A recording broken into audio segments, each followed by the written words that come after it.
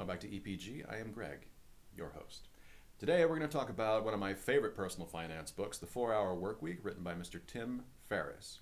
I first read this book when I was living out in Los Angeles, and young Tim and I sure had a lot in common. He was working a dead-end job, as was I, but then he decided to give it up, start his own business, and travel the world. And I thought, why couldn't I do that?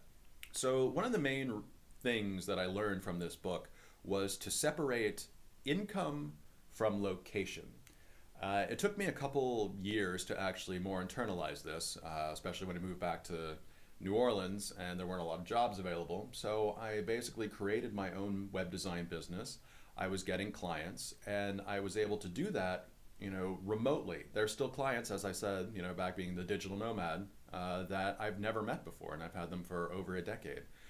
And I realized that if I could keep building my client base, could keep, getting those recurring income streams, I could, basically put this on autopilot and travel the world. And that is exactly what I did. So I need to thank you, Mr. Tim Ferriss, for giving me the idea and the know-how to basically, become a digital nomad and, work abroad while still, getting an income at home. So thank you.